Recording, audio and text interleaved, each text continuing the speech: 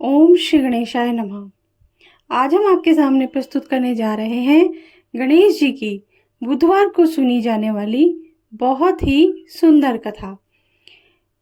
इसके लिए आप वीडियो को पूरा देखिएगा।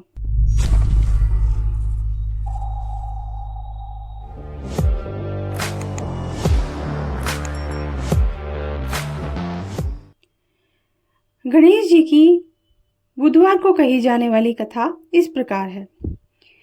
ये बहुत समय पहले की बात है। एक दिन कैलाश पर्वत पर भ्रमण कर रहे गणेश जी के मन में विचार आया, क्यों न धरती के लोगों की परीक्षा ली जाए और देखें कि वह कितने नम्र और विश्वास पात्र हैं। उसके बाद गणेश जी अपने माता पिता की आज्ञा लेकर धरती के एक गांव में प्रकट हुए। उन्होंने एक बालक का रूप धारण किया और एक हाथ में एक चम्मच भर के दूध और दूसरे हाथ में एक चुटकी भर चावल लिए। फिर उस गांव में उन्हें जो भी मिलता उससे गणेश जी पूछते, क्या आप मेरे लिए इस चावल और दूध की खीर बना सकते हैं? उनके हाथ में पकड़े हुए चावल और चम्मच में दूध देखकर हर कोई हंसता और कहता, इतने से दूध और चावल से खीर नहीं बनती बेटा।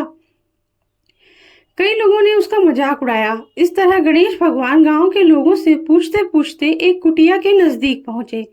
उस कुटिया के बाहर एक बुढ़िया माई बैठी थी। बालक गणेश भगवान उस बूढ़ी माई से पूछा, माई, क्या आप मेरे लिए इस चावल और दूध की खीर बनाकर दे सकती हैं? माई को उस बालक पर दया आ गई। वह बोली, हाँ बेटा, मैं तेरे लिए खीर जरूर बना दूंगी। इतना कहकर वह घर के अंदर गई और छोटी सी कटोरी लेकर वापस आई। विनायक जी बोले, माई, इतनी सी कटोरियां काफी नहीं होगी, तुम अपने घर के सबसे बड़े बर्तन को लाओ।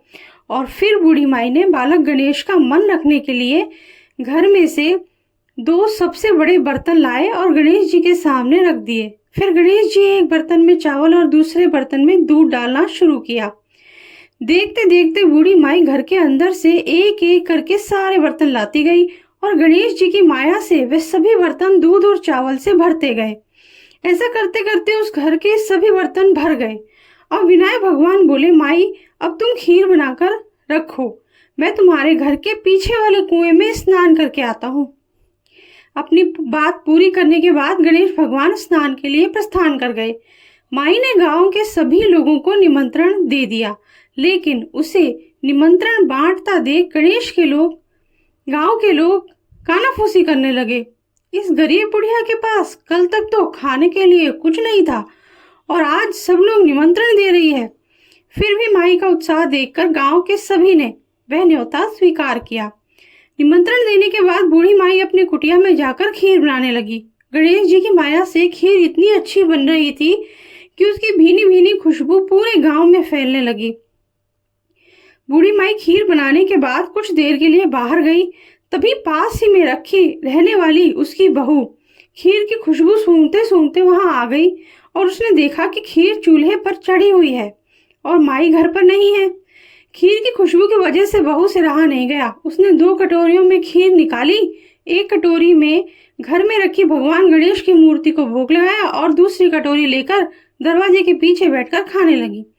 कुछ समय बाद बूढ़ी माई ने घर के आंगन में ही स्नान करने गए बालक गणेश जी को आवाज लगाई और गणेश जी वहां पर तुरंत हाजिर हो गए।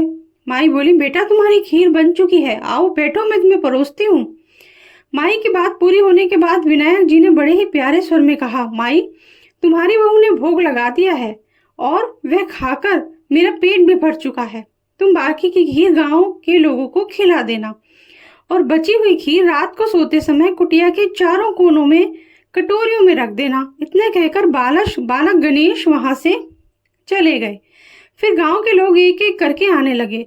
शाम होते होते सभी ने पेट भरकर खीर खाई। फिर भी वह बड़ा सा पतीला भर के खीर बच गई। वही खीर माई ने बालक गणेश के कहने अनुसार रात को सोते समय कटोरियों में भरकर कुटिया के चारों कोनों में रख दी। उसी रात को बूढ़ी माई ने सपने में आकर उस बालक गणेश ने भगवान रूप में दर्शन दिए। सुबह जब माई उठी तो उसने देखा कि चारों कोनों में जो खीर रखी थी वह सभी कटोरियां हीरे मोती और सोने के आभूषणों से भरी हुई थी। इस तरह एक गरीब बुढ़िया माई पर गणेश जी की माया हुई और उसके जीवन की काया पलट गई। हे गणेश भगवान, जिस तरह आपने बूढ़ी माई पर माया की, उस तरह माया इस कहानी को पढ़ने वाले, सुनने वाले पर भी करना। कहानी अधूरी हो तो इसे पूरी करना, और अगर कोई गलती हो गई हो तो हमें क्षमा कर देना। इसी के साथ कथा समाप्त होती है। जय गणेश जी महाराज, जय विनायक जी महाराज। अगर आपको कथा अच्छी लगी हो तो लाइक जरूर कर दीजिएगा, सब्सक्राइब कर दीजिए, बेल आइकन प्रेस कर दीजिए, ताकि हमारी आगे आने वाली कथा, कहानियाँ, वीडियोस भी आप लोगों तक आसानी से पहुंच सके। Thank you.